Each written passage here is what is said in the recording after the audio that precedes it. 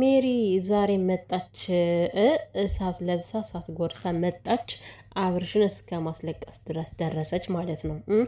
እኔ ግን በዚህ ሁሉ እየታየኝ ለማንም ማዝና ሳይሆን የሩታ ነገር አንገብግባት እንደመጣች ነው እየተሰማኝ ያለው ማለት ነው። ምክንያቱም አብርሽ ገና ከሩታ ቤት ሄደ ገባ ብላ በዚህን ያክል ጣራ መንካት ማለት በጣም ከባድ ነገር ነው በእውነቱ።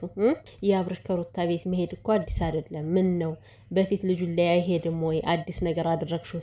ሜሪ ቤተሰብ እንዴት ናችሁ? እንዴት ቆያችሁልኝ? ሰላማችሁ ይብዛ። የእውነት ለመናገር እቺ ሜሪ የምትባል ሴትዮ በቃ የኔ ወሬ ይደመጥ የኔ ነገር ብቻ ስሙ የምትል ማንንም ማስወራት የማትችል ናትና ማለት ያደረገችው ነገር እኮ ልክም ሊሆን ይችላል፣ ልክም ላይሆን ይችላል። ግን የሰው ልጅ እንዲህ ነው። ሁሉን ነገር እኔን አዳምጡኝ፣ እኔን ስሙኝ፣ እኔ ላውራ፣ እኔ ሁሉን ነገር ላከናውነው። በጣም ነው የሚከብደው።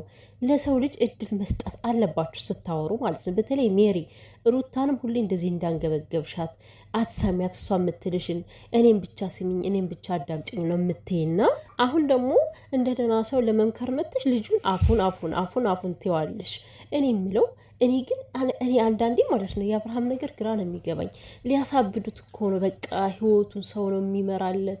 አንዱ በዛ ሄዶ ይሄን አድርግ ይላል፣ አንዱ በዚህ መጥቶ አብርሃም ይሄ ትክክል አይደለም ናላውን አዙረው ሊደፉት ነው። ልጁ ያለ እድሜው ሊደፋ ነው እውነት ለመናገር ማለት ነው። እና ዛሬ ሜሪ ያልተመቼ ነገር ምንድነው? በዚህን ያክል መንቀልቀልሽ ምንድን ነው? ማስረዳት ካለብሽ ለምን በስነ ስርዓቱ አታስረጅም?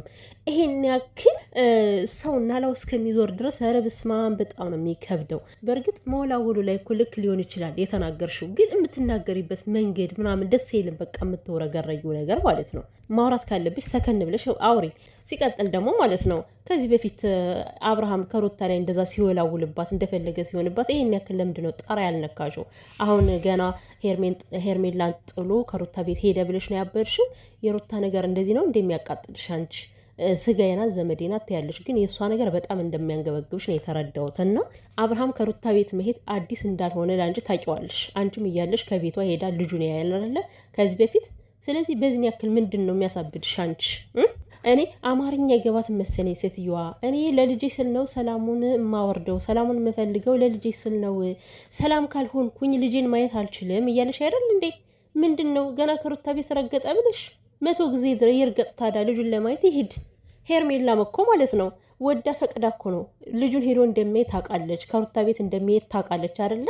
በልጁ ማለት እሷ ራሱ ተናግራለች እኮ በልጁ አይደራደርም እያለች። እኛ መደራደሩን ያለ መደራደሩን እርግጠኛ ባንሆንበትም ነገር ግን እሷ ልጁን ላይ እንደሚሄድ አምና ተቀብላ የገባች ሴት ነች አይደል እንዴ? በዚህ ያክል አንቺ ምንድነሽ አንቺ እሱን ህይወትን ለኑር የምትቆይ?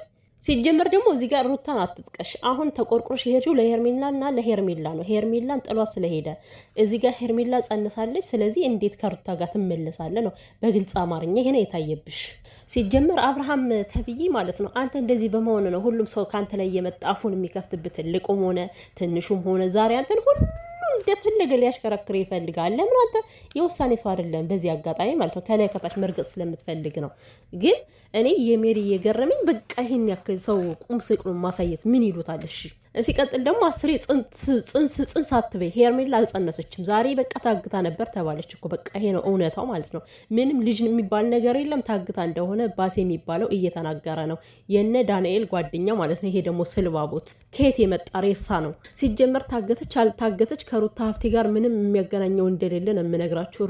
ሄርሜላ ማንም ያግታት ማንም ሩታ አይመለከታትም።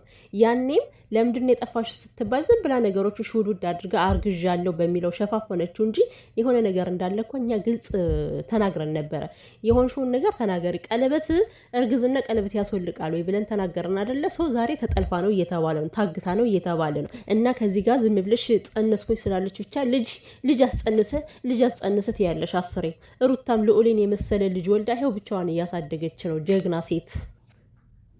እውነቱን እኮ ነው። አንዳንዴ ነው አሁን አብርሃምን ደግፏለሁ። የሰው ልጅ እኮ ወልዶ ተለያይቶ ማለት ነው። ነዋይ ደበበን አታዩም እንዴ? እህትና ወንድም እኮ ነው የሚመስሉት። ዛሬ ሚስትና ባል የነበሩ ሰውዬ ዛሬ ላይ ኢንተርቪው ላይ ቁጭ ብሎ ሲነጋገሩ እህትና ወንድም የምን ባልና ሚስት ይመስላሉ? እህትና ወንድም ነው የሚመስሉት። ለምን? ይሄ ሁሉም የሆነው ሰላም በመፍጠራቸው ብቻ፣ ሰላም በመሆናቸው ብቻ ነው። አብርሃምና ሩታ ተለያዩ ማለት ማን ነው ሰላም ሆናቸው አትኖሩ ያላቸው? ማን ነው እንደዚህ ብሎ የፈረደው? ማን ነው? ሌላው ሰው ምን አገባው በእነሱ ህይወት? እነሱ ሰላም ባይሆኑም እንኳን ለልጃቸው ሲባል እኮ ግዴታ ነው ሰላም መሆን አለባቸው። የልጃቸው አእምሮ መነካት የለበትም እኮ በፍቅር ማደግ አለበት አይደለም። እንዳይታወቅባት እኮ ደግሞ ሩታ ሞልዳላለች፣ እችኛዋም ጸንሳላለች። የሁለቱን ለማካተት ትፈልጋለች። አሁን ብዙ ሰው የተረዳው አዎ ልክ ነሽ፣ በቃ የሁለት ሰው ሴት ማምታታት የለበትም ይላሉ። ግን ይሄ ትክክል አይደለም። ሩታ ስለማትፈልግ ነው። በቃ አብርሽ ከሩታ ጋር እንዲታይም እንዲሄድም አትፈልግም። ሜሪ ተብዬዋ ማለት ነው። አስመሳይ አንቺ ነሽ እንጂ። እና ከሜሪ ቤት የሚኮመተውን ኮመንት አይታችሁ ከሆነ ማለት ነው ማርያምን ሁሉ ለሄርሜላ ነው፣ ሁሉ ለሄርሜላ። ሄርሜላን ጥለህ የፈለገ ለምን ልጅ አይሆንም? እንዴት በልጅ ምክንያት ሄርሜላን ጥላ ትሄዳለህ? ከቤቷ መግባት የለብህም።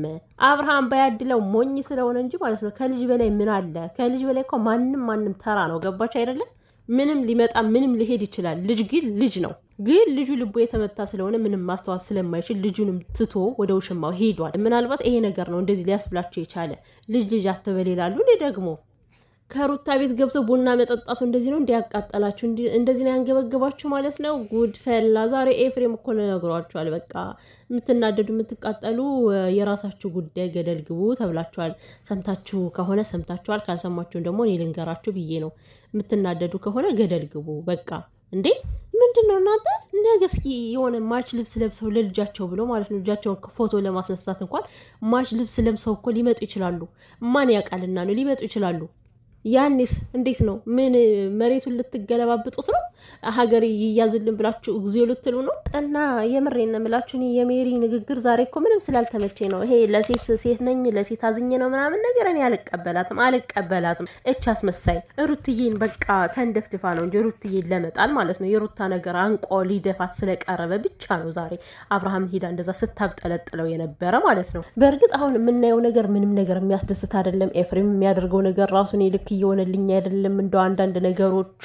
ነገር ግን ዝም ብሎ ተራ ሰው መጥቶ ደግሞ ሲያምስ ከሁለታቸው መካከል አሁን በቃ ለወደፊቱ ይታረቃሉ እኮ ነው። በዚህ ከቀጠለ ነገሩ ይታረቃሉ። ሄርሜላን ይተዋታል ብለው እየተንገበገቡ ነው አንዳንዶች። ጉድ እኮ ነው። ኧረ ጉድ ነው።